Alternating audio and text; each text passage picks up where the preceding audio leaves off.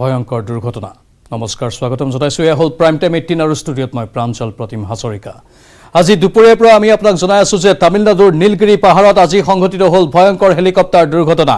এই দুৰ্ঘটনাত সেনা বিষয়াসহ এই পৰ্যন্ত 13 জনৰ মৃত্যু হোৱাৰ বাতৰি আহিছে। ভাৰতীয় সেনা প্ৰধান বিপিন ৰাৱতৰ নেতৃত্বত সেনা বিষয়া দলটো চুলুৰৰ পৰা ৰাওনা হৈছিল ৱেলিংটনৰ ডিফেন্স ষ্টাফ ছাৰ্ভিচ কলেজলৈ। MI-17 BV-5 সিৰিজৰ হেলিকপ্টাৰখন উৰণৰ কিছু সময় পিছতেই ভয়ঙ্কৰ শব্দ কৰি ভূপতিত হয় গভীৰ অৰণ্যত আৰু লগে লগে জুইৰ লেলিহান শিখাই আৱৰি ধৰি সেনা মুৰব্বীক কঢ়িয়াই নিয়া অভিশপ্ত হেলিকপ্টাৰখনত হাহাকাৰময় অৱস্থাৰ সৃষ্টি হয়। হেলিকপ্টাৰখনত জেনেৰেল বিপিন ৰাৱতৰ পত্নী মধুলিকা ৰাৱতৰ লগতে আছিল brigadier LS Lidder lieutenant colonel Harjinder Singh, PSO Gurusewak Singh, PSO Jitendra Kumar, PSO Dilip Kumar, PSO B Sai Teja আৰু PSO হাবিলদাৰ সতপাল। এই পৰ্যন্ত 13 জনৰ মৃতদেহ উদ্ধাৰ কৰা হৈছে যদিও আনুষ্ঠানিকভাৱে তেওঁলোকৰ নাম প্ৰকাশ কৰা হোৱা নাই। অৱশ্যে মৃতসকলৰ মাজত আছে এগৰাকী মহিলাও। দুৰ্ঘটনাটো ইমানেই ভয়ঙ্কৰ আছিল যে DNA পৰীক্ষাৰ সহায়ত এতিয়া চিনাক্ত কৰা হ'ব মৃতদেহ কেইটা। ইপিনে এই দুৰ্ঘটনাৰ তদন্ত ঘোষণা কৰিছে বায়ু সেনাই। ইতিমধ্যে ঘটনাস্থলীলৈ ৰাওনা হৈছে বায়ু সেনা প্ৰধান VR চৌধুৰী। এই দুৰ্ভাগ্যজনক হেলিকপ্টাৰ দুৰ্ঘটনা সন্দৰ্ভত কাইলৈ সংসদত বিবৃতি প্ৰদান কৰিব প্ৰতিৰক্ষা মন্ত্ৰী ৰাজনাথ সিঙে। আজি তেওঁ ৰাৱতৰ বাসগৃহত উপস্থিত হৈ পৰিয়ালৰ লোকক সাক্ষাৎ কৰে। আনহাতে সেনাৰ হেলিকপ্টাৰ দুৰ্ঘটনাক লৈ খন্তেক পিছতেই অনুষ্ঠিত হ'ব কেবিনেট কমিটিৰ নিৰাপত্তাজনিত বৈঠক। প্ৰধানমন্ত্ৰী নৰেন্দ্ৰ মোদীৰ অধ্যক্ষতাত সন্ধিয়া 6:30 বজাত প্ৰধানমন্ত্ৰীৰ বাসগৃহত অনুষ্ঠিত হ'ব এই বৈঠক।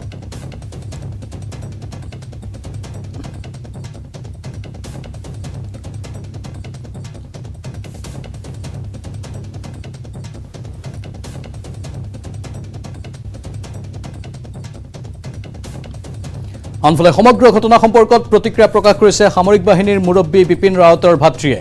চাওঁ আহক আমাৰ সাংবাদিক শৰদ শ্ৰীবাস্তৱৰ এক প্ৰতিবেদন।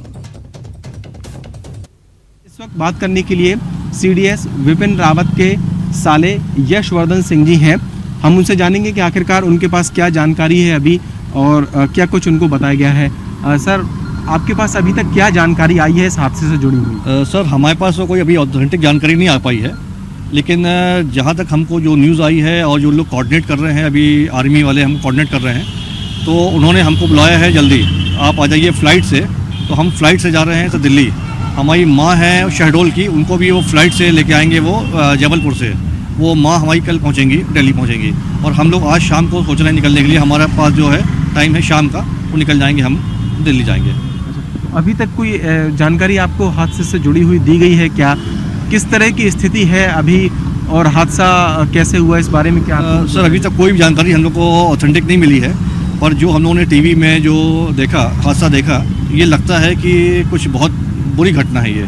और अभी उन्होंने डिक्लेयर नहीं किया है, पर जिस तरह से वो बुला रहे हैं ऐसा प्रतीत होता है कि दुखद घटना है ये। मधुलिका जी आपकी बड़ी बहन है? मधुलिका रावत जी हमारी सगी बहन है और 3 साल बड़ी है हमसे।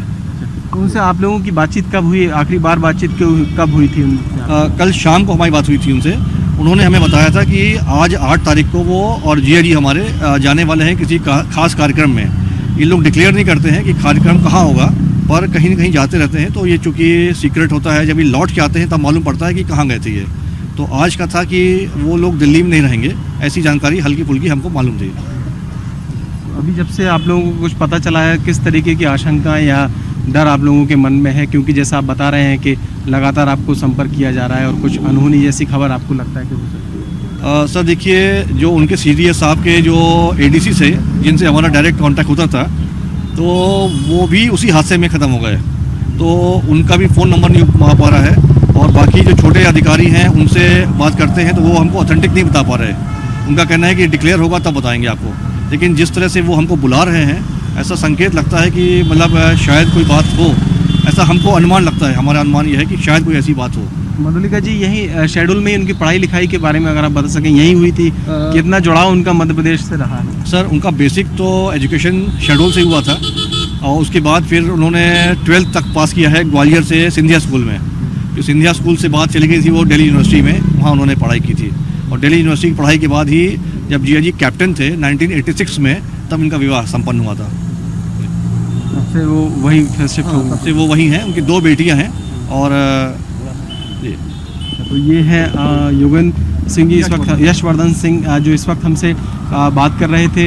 CDS विपिन रावत के साले हैं वो, और जो मधुलिका रावत है CDS विपिन रावत की पत्नी, उनकी बड़ी बहन है। और उन्होंने जो बताया है कि जिस तरीके की सूचनाएं अभी उनको मिल रही हैं उसमें हो सकता है कि कोई ऐसी खबर उनको लगे जो अनहोनी भरी हो, लेकिन अभी अधिकृत तौर पर कोई जानकारी उनके पास नहीं आई है। लेकिन उन्हें ये संदेश मिला है कि वो जल्द से जल्द दिल्ली पहुँचें, और इसकी वो तैयारियां कर रहे हैं।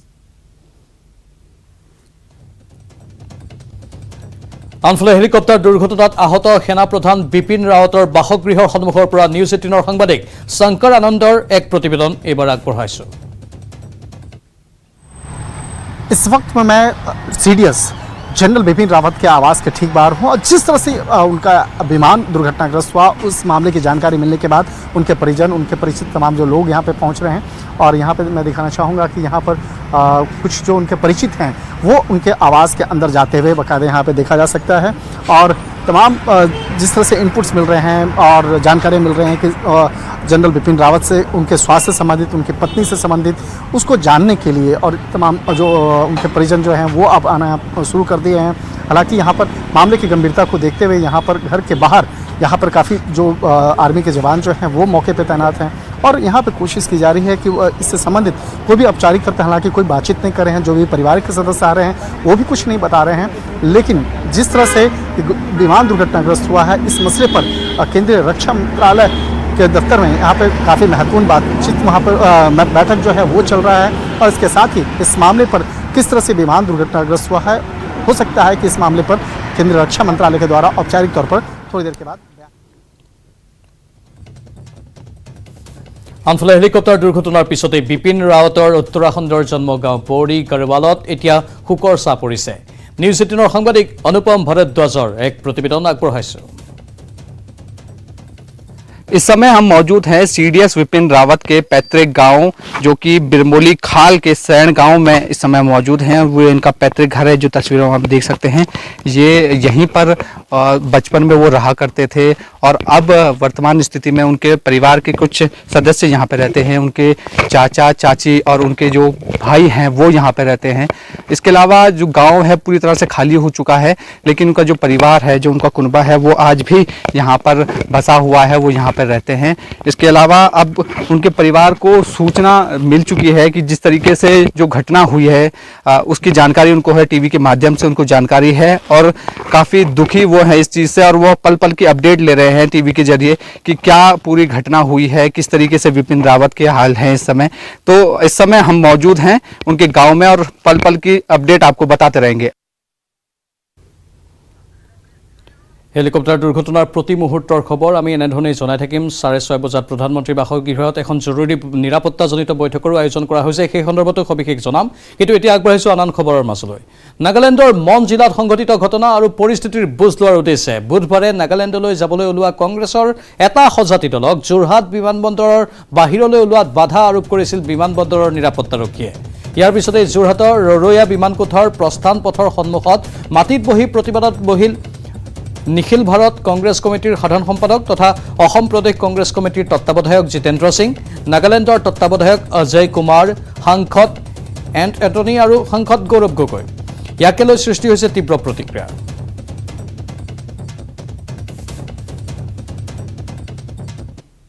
নিখিল ভাৰত কংগ্ৰেছ দলৰ সাধাৰণ সম্পাদক জিতেন্দ্ৰ সিং আৰু নাগালেণ্ড ইনচাৰ্জ প্ৰাক্তন সাংসদ অজয় কুমাৰ, আমি আৰু আমাৰ যোৰহাটৰ প্ৰাক্তন বিধায়ক কনক গোস্বামী, আমি সকলোৱে এতিয়া যোৰহাট এয়াৰপৰ্টৰ বাহিৰত আমি এটা ধৰ্ণাত আমি বহি আছোঁ। যিহেতু অসম চৰকাৰে আমাক নাগালেণ্ডলৈ যাবলৈ বাধা দিছে, কংগ্ৰেছ দলৰ সভানেত্ৰী সোনিয়া গান্ধী ডাঙৰীয়ানী আমাক সকলক নিৰ্দেশ দিছিল যে আমি নাগালেণ্ডত গৈ মন জিলাত গৈ আমাৰ যিসকল পৰিয়াল, যিসকলৰ মানুহ যোৱা 4 তাৰিখ আৰু 5 তাৰিখ তেওঁলোকৰ পৰিয়ালৰ সদস্য ঢুকালে, তেওঁলোকৰ খবৰ ল'বলৈ আমাক নিৰ্দেশ দিছিল। কিন্তু গৃহমন্ত্ৰী অমিত শ্বাহ ডাঙৰীয়া, অসমৰ চৰকাৰৰ মুখ্যমন্ত্ৰী হিমন্ত বিশ্ব শৰ্মা ডাঙৰীয়া গোটেই লোকতান্ত্ৰিক প্ৰক্ৰিয়াটো ধ্বংস কৰিবলৈ বিচাৰিছে আৰু আমাক ইয়াক বাধা দিছে, और हे बाधा विरुद्ध आज आम सकते धरना बही जो संवेदना प्रकट करने के लिए मॉन नागालैंड जाने वाला था, उसको एक सामूहिक रूप से एयरपोर्ट पर डिटेन कर दिया है। और हैरानगी की बात यह है कि अगर हमें रोकना था या कोई लॉ एंड ऑर्डर प्रॉब्लम थी तो नागालैंड पुलिस हमें रोकती, लेकिन यहाँ आसाम पुलिस हमें जोरहाट एयरपोर्ट पर रोक रही है। ये साफ दर्शाता है कि इसमें कुछ ना कुछ छुपी हुई बात है। এই মুহূৰ্তৰ সবাতোকৈ ডাঙৰ আৰু দুৰ্ভাগ্যজনক খবৰ, বিগ ব্ৰেকিং নিউজ হৈছে CDS বিপিন ৰাৱত তেওঁক মৃত ঘোষণা কৰা হৈছে। বিপিন ৰাৱত আৰু নাই। আজি দুপৰীয়াৰ ভাগত যি ভয়ংকৰ হেলিকপ্টাৰ দুৰ্ঘটনা সংঘটিত হ'ল তাৰ পাছতে বহু প্ৰশ্নৰ উদয় হৈছিল। যিহেতু প্ৰথম অৱস্থাত 13জন লোকক মৃত বুলি ঘোষণা কৰা হ'ল, তাৰ পাছতে এই মুহূৰ্তৰ বিগ ব্ৰেকিং নিউজ অৱশেষত CDS বিপিন ৰাৱতক মৃত ঘোষণা কৰা হৈছে। ভাৰতীয় বায়ু সেনাই কৰিছে ঘোষণা। দুৰ্ভাগ্যজনক খবৰ আমি আপোনালোকক জনাইছোঁ। ভাৰতৰ সেনা প্ৰধান chief of defence staff Bipin Rawat আৰু নাই, মৃত ঘোষণা কৰা হৈছে বিপিন ৰাৱতক। ভাৰতীয় বায়ু সেনাই কৰিছে এই ঘোষণা। হেলিকপ্টাৰ দুৰ্ঘটনাৰ পাছতেই সমগ্ৰ দেশতে শোকাকুল পৰিৱেশৰ সৃষ্টি হৈছিল আৰু বহুতেই আশা কৰিছিল যে কিবাকৈ হ'লেও ভগৱানে যদি বিপিন ৰাৱতক ৰক্ষা কৰে, তেওঁক যদি তেওঁৰ জীৱনটো ৰক্ষা কৰে, তাৰ বাবে প্ৰাৰ্থনা কৰিছিল। কিন্তু সকলো প্ৰাৰ্থনা যেন অথলে গ'ল। এই ভয়ংকৰ আৰু শোকাবহ দুৰ্ঘটনাত ভাৰতবৰ্ষৰ CDS বিপিন ৰাৱত মৃত্যুমুখত পৰিছে। আনুষ্ঠানিকভাৱে ঘোষণা কৰিছে ভাৰতীয় বায়ু সেনা বাহিনীয়ে। এইখিনি মুহূৰ্তৰ সবাতোকৈ ডাঙৰ খবৰ আমি আপোনালোকক জনাইছোঁ। যিখন হেলিকপ্টাৰ দুৰ্ঘটনাত পতিত হ'ল তামিলনাডুৰ নীলগিৰি পৰ্বতমালাৰ ঘন অৰণ্যৰ মাজত, চাহ বাগানৰ মাজত, তাত বিপিন ৰাৱতৰ পত্নীও আছিল আৰু এতিয়া বিপিন ৰাৱতক মৃত ঘোষণা কৰা হৈছে। অৱশ্যে আনুষ্ঠানিকভাৱে বাকী কেইজনৰ মৃত্যুৰ খবৰ এতিয়ালৈকে জনোৱা নাই। আৰু এই মুহূৰ্তৰ আন এক খবৰো আমি জনাইছোঁ, CDS বিপিন ৰাৱতৰ পত্নীকো মৃত ঘোষণা কৰা হৈছে। CDS বিপিন ৰাৱত আৰু তেওঁৰ পত্নীক মৃত ঘোষণা কৰা হৈছে। এক দুৰ্ভাগ্যজনক হেলিকপ্টাৰ দুৰ্ঘটনা আৰু এই হেলিকপ্টাৰ দুৰ্ঘটনাতেই মৃত্যুমুখত পৰিল CDS বিপিন ৰাৱত আৰু তেওঁৰ পত্নী, লগতে আন বহুকেইজন সেনা জোৱান আৰু বিষয়া। অত্যন্ত দুৰ্ভাগ্যজনক এই দুৰ্ঘটনা। ভাৰতীয় বায়ু সেনাই ইতিমধ্যে আনুষ্ঠানিকভাৱে এই কথা ঘোষণা কৰিছে। হেলিকপ্টাৰ দুৰ্ঘটনাত নিহত হৈছে ৰাৱতৰ পত্নীও। ইতিমধ্যে কেন্দ্ৰীয় প্ৰতিৰক্ষা মন্ত্ৰী ৰাজনাথ সিং গৈ উপস্থিত হৈছিল দিল্লীস্থিত বিপিন ৰাৱতৰ বাসগৃহত আৰু তাতেই যেন এটা উমান পাইছিলোঁ আমি। আজি দুপৰীয়াৰ ভাগত যেতিয়া বাতৰি আমি পৰিৱেশন কৰি আছিলোঁ তেতিয়াও তাৰেই উমান পাই সেই কথা আমি উল্লেখ কৰিছিলোঁ যে প্ৰতিৰক্ষা মন্ত্ৰী ৰাজনাথ সিং দিল্লীস্থিত বাসগৃহত তাৎক্ষণিকভাৱে যোৱাটোৱে বহুত তাৎপৰ্য বহন কৰিছিল আৰু তেতিয়াই যেন এটা ইংগিত পোৱা গৈছিল। আৰু অৱশেষত যিটো কোনেও আশা কৰা নাছিল, যি খবৰটো আহিব বুলি কোনেও কল্পনা কৰা নাছিল, সেই খবৰটোৱে আহিল যে CDS বিপিন ৰাৱত আৰু নাই, লগতে তেওঁৰ পত্নীও মৃত্যুমুখত পৰিছে এই শোকাবহ আৰু ভয়ংকৰ হেলিকপ্টাৰ দুৰ্ঘটনাত। লগতে আন কেইবাজনো ভাৰতীয় সেনাৰ বীৰ জোৱান লগতে বিষয়াই মৃত্যু সাৱটি লৈছে এই হেলিকপ্টাৰ দুৰ্ঘটনাত। 14জন আছিল আৰু 14জনৰ আটাইকেইজনেই মৃত বুলি এতিয়া আনুষ্ঠানিকভাৱে ঘোষণা কৰা হৈছে। আৰু যি ভয়ংকৰ অৱস্থা আছিল, য'ত দুৰ্ঘটনাটো সংঘটিত হৈছিল, একেবাৰে তহিলং অৱস্থা, সম্পূৰ্ণৰূপে বিধ্বস্ত হৈ পৰিছিল। জুইৰ লেলিহান শিখাই আগুৰি ধৰিছিল। তাত কোনো লোকৰ প্ৰাণ ৰক্ষা পৰাটো এক প্ৰকাৰ অসম্ভৱেই আছিল। কিন্তু সকলোৱে আশা কৰি আছিল, কাৰণ সংকটজনক অৱস্থাত বিপিন ৰাৱতক চিকিৎসালয়ত ভৰ্তি কৰোৱা হৈছিল। তামিলনাডুৰ মুখ্যমন্ত্ৰীয়ে বুজ লৈছিল, বনমন্ত্ৰীয়ে বুজ লৈছিল আৰু প্ৰতিটো মুহূৰ্ততে দেশৰ প্ৰধানমন্ত্ৰীয়েও স্বাস্থ্যৰ বুজ লৈ আছিল। কিন্তু অৱশেষত মাত্ৰ কেইঘণ্টামানৰ ব্যৱধানৰ পাছতেই মৃত্যু সাৱটি লৈছে বিপিন ৰাৱতে, লগতে তেওঁৰ পত্নীৰো মৃত্যু হৈছে। ইতিমধ্যে ভাৰতীয় বায়ু সেনা বাহিনীয়ে আনুষ্ঠানিক ঘোষণা কৰিছে CDS বিপিন ৰাৱত আৰু নাই, মৃত ঘোষণা কৰা হৈছে। সবাতোকৈ ডাঙৰ খবৰ আমি আপোনালোকক জনাইছোঁ। লগতে তেওঁৰ পত্নীও মৃত্যুমুখত পৰিছে এই হেলিকপ্টাৰ দুৰ্ঘটনাত। আমাৰ জ্যেষ্ঠ সাংবাদিক অসীম কুমাৰ বৰা আছে ফোন লাইনত। অসীম কুমাৰ বৰা, দুৰ্ভাগ্যজনক শোকাবহ, ক'বলৈ যেন এতিয়া ভাষা নাই কাৰোৰে। হয়, অৱশেষত সকলোৱে যিটো আশংকা কৰি আছিল, যে বহু সময় ধৰি আশংকা কৰি আছিল যে বিপিন ৰাৱতৰ স্বাস্থ্যৰ অৱস্থা কি বা সেই সম্পৰ্কত কেন্দ্ৰীয় চৰকাৰৰ বায়ু সেনা বাহিনীয়ে কি তথ্য দিয়ে সেইক লৈ সকলোৱে বিঘ্ন হৈ আছিল। কিন্তু শেষত সেই দুখ খবৰটো আহিল যে ভাৰতীয় সেনাৰ যিগৰাকী মুৰব্বী জেনেৰেল বিপিন ৰাৱত আৰু নাই। যিগৰাকী ব্যক্তিয়ে আজীৱন দেশৰ সুৰক্ষাৰ বাবে কাম কৰি গ'ল, দেশৰ সুৰক্ষাৰ বাবে তেওঁ বহুত ত্যাগ কৰিব লগা হৈছে, সেইজনে আজি আচলতে আকাশ মাৰ্গক নিজৰ সুৰক্ষা নিশ্চিত কৰিব নোৱাৰিলে আৰু অতি ভয়ংকৰ হেলিকপ্টাৰ দুৰ্ঘটনাত মৃত্যু সাৱটি ল'লে। উত্তৰাখণ্ডত জন্মগ্ৰহণ কৰা বিপিন ৰাৱতৰ গোটেই তেওঁলোকৰ পৰিয়ালৰ বহু লোকে ইতিমধ্যে ভাৰতীয় সেনাত সেৱা আগবঢ়াইছিল। তেওঁৰ গোটেই পৰিয়ালৰ কেইবাজনো লোকে ভাৰতীয় সেনা বাহিনীত চাকৰি কৰিছিল আৰু দেশৰ প্ৰতি সেৱা আগবঢ়াইছিল। তেওঁ চতুৰ্থ প্ৰজন্মৰ ব্যক্তি, যি খুব সৰু পৰ্যায়ৰ পৰা আহি এখন ভিতৰুৱা গাঁৱৰ পৰা আহি ভাৰতীয় সেনা বাহিনীৰ মুৰব্বী পদত অধিষ্ঠিত হৈছিল 2020 চনৰ 1 জানুৱাৰীত তেওঁ ভাৰতীয় সেনাৰ মুৰব্বী হিচাপে দায়িত্বভাৰ গ্ৰহণ কৰিছিল আৰু তেতিয়াৰ পৰা তেওঁ ভাৰতীয় সুৰক্ষাৰ বাবে গোটেইকেইটা আমাৰ যিটো সুৰক্ষা বাহিনী আছে তিনিওটা সুৰক্ষা বাহিনী ঐক্যবদ্ধ কৰি তেওঁ ভাৰতৰ সুৰক্ষা নিশ্চিত কৰিবলৈ যুঁজ দি আছিল আৰু সঁচাকৈয়ে তেওঁ ভাৰতৰ এগৰাকী যোগ্য আৰু সকলো বিশ্বকে যোগ্য সেনাধ্যক্ষ হিচাপে নিজক প্ৰতিষ্ঠিত কৰিব পাৰিছিল যি কাৰণে বিপিন ৰাৱতক আজি ভাৰতৰ সকলো মানুহে বিভিন্ন ৰাজনৈতিক নেতা বা বিভিন্ন জনপ্ৰিয় নেতাৰ দৰেই তেওঁ চিনাকি তেওঁৰ নামটো চিনাকি আৰু আজি দুৰ্ভাগ্যজনক কথা যে 63 বছৰ বয়সত মাত্ৰ 63 বছৰ বয়সত তেওঁ পত্নীসহ এই ভয়ংকৰ দুৰ্ঘটনাটো মৃত্যু হ'ব লগা হ'ল আৰু তেওঁৰ মৃত্যু হোৱাৰ লগে লগে এটা ক'ব পাৰি যে ভাৰতীয় ইতিহাসত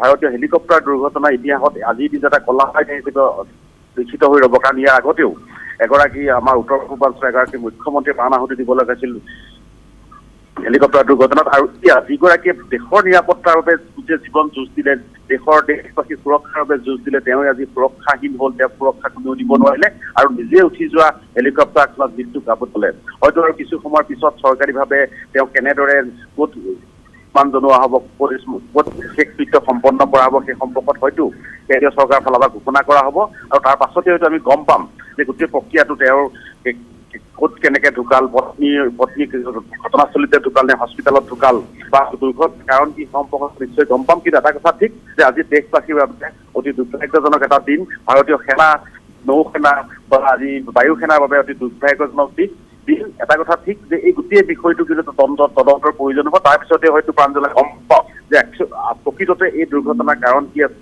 আৰু বিপিন ৰাৱতৰ পৰৱৰ্তী এতিয়া তেওঁক লৈ চৰকাৰে কি পদক্ষেপ লয় তেওঁ কেনেকে ধৰণে সন্মান জনায় বা পৰৱৰ্তী আমাৰ কোন আৰ্মি চিফ হ'ব সেই বিষয়ে আমি পিছত হয়তো গম পাম অসীম কুমাৰ পৰা দুৰ্ভাগ্যজনক ইতিমধ্যে আমি উল্লেখ কৰিছোঁ বিপিন ৰাৱতে আৰু তেওঁৰ পত্নীয়ে ইহ সংসাৰত দুগৰাকী জীয়ৰীক এৰি থৈ গৈছে এগৰাকী দিল্লীৰ চৰকাৰী বাসভৱনত থাকে আন এগৰাকী বাহিৰত থাকে কেনে এক পৰিৱেশ হ'ব কেনে মানে পৰিস্থিতি হ'ব তেওঁলোকৰ মন মগজুত কেনেধৰণৰ মানে ক্ৰিয়া হ'ব হয়তো সেইটো ভাবিলে সকলোৰে অন্তৰাত্মা হয়তো কান্দি উঠিব অসীম কুমাৰ পৰা হয় আজি আচলতে যিটো এই ঘটনাটো যেতিয়া আমাৰ পোহৰতে আহিছিল বা যেতিয়া আমি নিউজ 18ৰ পৰ্দাত আমি যেতিয়া এক্সক্লুচিভ ভিজুৱেল দেখুৱাইছিলো এই ঘটনাস্থলীৰ পৰা বিপিন ৰাৱতক উদ্ধাৰ কৰা ঘটনাস্থলীৰ পৰা উদ্ধাৰ কৰা ভিজুৱেল আমাৰ আহিছিল কিন্তু আমি বিভিন্ন কথাত বা তেওঁৰ এই গোটেই পৰিৱেশটো আৰু অতি ভয়ানক হৈ উঠিব বা মানুহ অধিক শংকিত হৈ হেৰিতে আমি সেই ভিজুৱেল প্ৰকাশ কৰা নাছিলো কিন্তু তেতিয়া আমি দেখিছিলো যে বিপিন ৰাৱতৰ অৱস্থা খুব সংকটজনক আৰু কেইবাজনো লোকে তেওঁক উদ্ধাৰ কৰি লৈ গৈছিল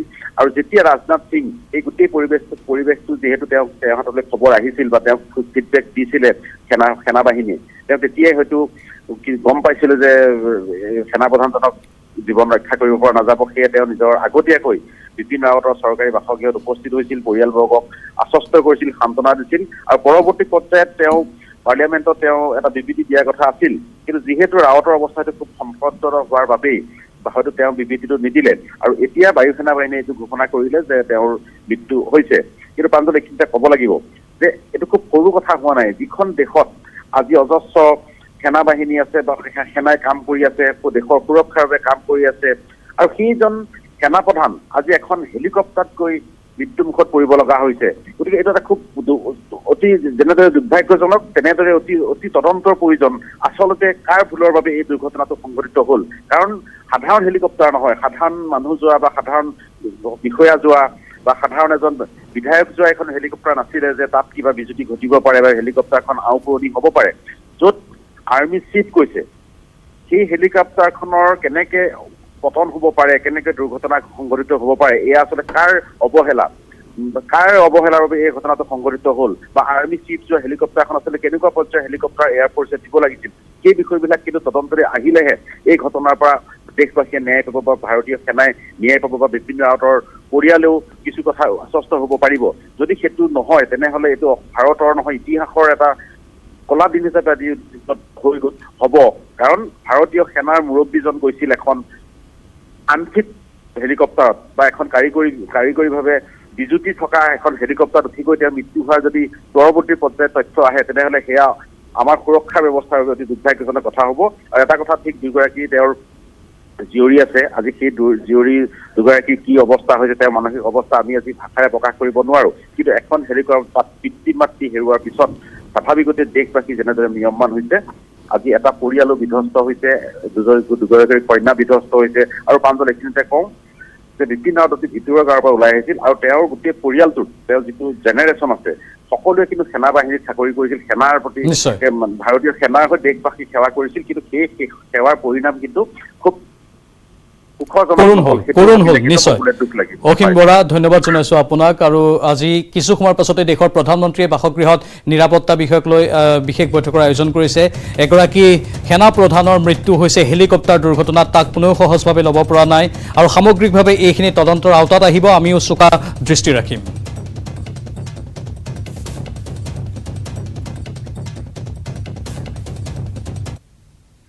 আৰু বাতৰিখিনি সময় হৈছে চমু বাণিজ্যিক বিৰতিৰ।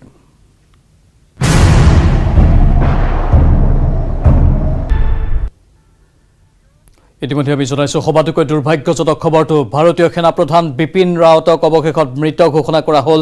আনুষ্ঠানিকভাৱে ঘোষণা কৰিলে ভাৰতীয় বায়ুসেনাই। হেলিকপ্টাৰ দুৰ্ঘটনাত নিহত হ'ল ৰাৱতৰ পত্নীও। হেলিকপ্টাৰ দুৰ্ঘটনাত নিহত আন 11জন। চিকিৎসাধীন হৈ আছে জিপি কেপ্টেইন বৰুণ সিং। ৱেলিংটনৰ আৰ্মি হস্পিটেলত সংকটজনক অৱস্থাত চিকিৎসাধীন হৈ আছে কেপ্টেইন বৰুণ সিং। 63 বছৰ বয়সত মৃত্যু হ'ল ভাৰতীয় সেনাপ্ৰধান বিপিন ৰাৱতৰ। ভাৰতৰ প্ৰথমগৰাকী সেনাপ্ৰধান আছিল বিপিন ৰাৱত। উত্তৰাখণ্ডত জন্ম হৈছিল বিপিন ৰাৱতৰ। ভাৰতৰ সুৰক্ষাৰ ক্ষেত্ৰত গুৰুত্বপূৰ্ণ আৰু দৃঢ় সিদ্ধান্ত গ্ৰহণ কৰি সমগ্ৰ বিশ্বৰ দৃষ্টি আকৰ্ষণ কৰিছিল বিপিন ৰাৱতে। এখন ভিতৰুৱা গাঁৱত 1958 চনত জন্মগ্ৰহণ কৰি 2020 চনৰ 1 জানুৱাৰীত ভাৰতীয় সেনাপ্ৰধান হিচাপে নিযুক্ত হৈছিল জেনেৰেল বিপিন ৰাৱত। তেওঁ পৰিয়ালৰ কেইবাটাও প্ৰজন্মই সেৱা আগবঢ়াইছিল ভাৰতীয় সেনাত। ৱেলিংটনৰ ডিফেন্স ছাৰ্ভিচ ষ্টাফ কলেজৰ পৰাই সামৰিক ডিগ্ৰী গ্ৰহণ কৰিছিল বিপিন ৰাৱতে। ভাৰতৰ সৈতে আন দেশৰ পাৰস্পৰিক নিৰাপত্তা নিশ্চিত কৰাৰ বাবে 20খনৰো অধিক বিদেশী ৰাষ্ট্ৰ ভ্ৰমণ কৰিছিল জেনেৰেল বিপিন ৰাৱতে। আজি দুপৰীয়া ভাগত এই হেলিকপ্টাৰ দুৰ্ঘটনা সংঘটিত হ'ল তামিলনাডুৰ নীলগিৰি পৰ্বতমালাৰ ঘন অৰণ্যৰ মাজত, য'ত চাহ বাগানো আছে। আৰু এই দুৰ্ঘটনাৰ পাছতে প্ৰতিটো মুহূৰ্ততে সকলোৱে আশংকাত গ্ৰস্ত হৈ আছিল। আৰু অৱশেষত বিপিন ৰাৱত, তেওঁৰ পত্নী আৰু আন 11জনৰ মৃত্যু হৈছে। এজন এতিয়া সংকটজনক অৱস্থাত।